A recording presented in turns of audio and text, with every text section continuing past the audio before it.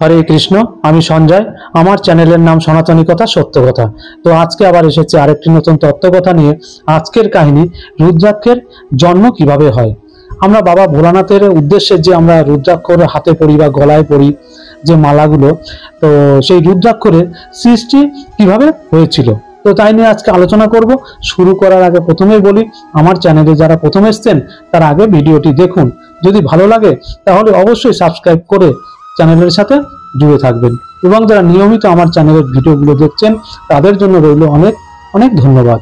তাহলে শুরু করছি আজকের কাহিনী। ভিডিওটি স্কিপ করবেন না, সম্পূর্ণ ভিডিওটি দেখুন, অবশ্যই ভালো লাগবে। আমরা অনেককেই দেখি রুদ্রাক্ষরের মালা পরতে, কিন্তু রুদ্রাক্ষরের মালা পরলে কি উপকার হয় তা কি জানা আছে? বা আমরা কেনই বা রুদ্রাক্ষের মালা পরব? আর এই রুদ্রাক্ষের অনেক প্রকার আছে। কোন রুদ্রাক্ষের কোন কাজ হয়, তো তাহলে জেনে নিই আজকের ভিডিও থেকে রুদ্রাক্ষের সম্পর্কে। আমরা রুদ্রাক্ষর ধারণ করি দুঃখ, জরা, ব্যথা, বেদনা, ব্যাধি, অশান্তি, একাকিত্ব কাটানোর জন্য এই রুদ্রাক্ষর ধারণ করে থাকি। আমরা আশা করি প্রত্যেকেই জানি ভগবান শিবের একটি প্রিয় ফল রুদ্রাক্ষর। আবার আরেকটা দিক অনেকেরই জানা নেই যে রুদ্রাক্ষরের সৃষ্টি কিভাবে হয়েছিল। শিব পুরাণে রুদ্রাক্ষরের কথা উল্লেখ করা আছে। শিব পুরাণ অনুযায়ী হিমালয়ে এক অতি ভয়ঙ্কর ত্রিপুরাসুর নামক এক রাক্ষস বাস করত। সেই রাক্ষসের অত্যাচারে দেবদেবীগণ সব অতিষ্ঠ হয়ে উঠেছিল। শিব সেই রাক্ষসকে দমন করার জন্য অনেক দিন পর্যন্ত সংগ্রাম চালিয়েছিলেন।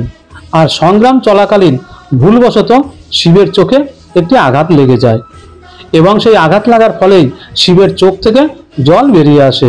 এক ফোঁটা জল হিমালয়ের পবিত্র স্থানে পড়ে, আর ব্রহ্মা সেই অশ্রু থেকে সৃষ্টি করে একটি বৃক্ষ, আর সেই বৃক্ষই হচ্ছে রুদ্রাক্ষ বৃক্ষ, আর সেই বৃক্ষের ফলই হলো রুদ্রাক্ষ।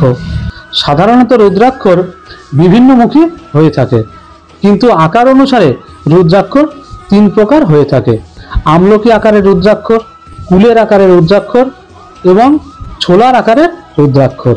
আমলকি আকারের রুদ্রাক্ষর হলো সর্বশ্রেষ্ঠ, কুলের আকারের রুদ্রাক্ষর হচ্ছে মধ্যম প্রকার, এবং ছোলার আকারের রুদ্রাক্ষর হচ্ছে নিম্নমানের। তবে আমলকি আকারের রুদ্রাক্ষর সকল রকমের অনিষ্টের দমন করে। কুলের আকারের রুদ্রাক্ষর সকল প্রকার ভালো ফলদায়ক, সুখ ও সৌভাগ্যের প্রতীক। আর ছোলার আকারের রুদ্রাক্ষর সম্পূর্ণরূপে মনের সিদ্ধ হওয়ার জন্য ভালো।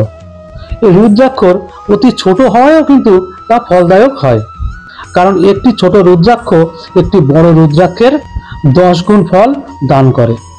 যদি রুদ্রাক্ষর পাপ বিনাশক হয়, সুন্দর ও চকচকে ও মজবুত দ্বারা হয়, তা খুব ভোগবিলাসী হয়।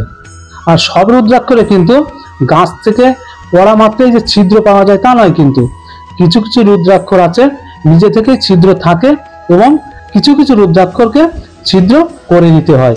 তবে যে রুদ্রাক্ষর এমনিতেই ছিদ্র হয়ে থাকে তা হয় কিন্তু খুব উন্নত মানের, আর যে রুদ্রাক্ষর মানুষ দ্বারা ছিদ্র করা হয় সেগুলি তার তুলনায় একটু নিম্নমানের হয়। তবে রুদ্রাক্ষরের কিন্তু অনেক মহিমা আছে, তবে এত তাড়াতাড়ি রুদ্রাক্ষের মহিমা শেষ করা যায় না। তবে রুদ্রাক্ষরকে নিয়ে আমি আবার আরেকটি ভিডিও বানাবো, তার যে গুণাগুণ, ফলদায়ক যে সমস্ত কাজ আছে, তো আরেকটি ভিডিওতে আপনাদের জানিয়ে দেব। তাহলে আজকের ভিডিও এই পর্যন্ত। আগামী দিনে আগামী পর্বে আবার কোনো নতুন কাহিনী নিয়ে আসব। ততক্ষণ আপনারা অবশ্যই ভালো থাকবেন, সুস্থ থাকবেন। হরে কৃষ্ণ।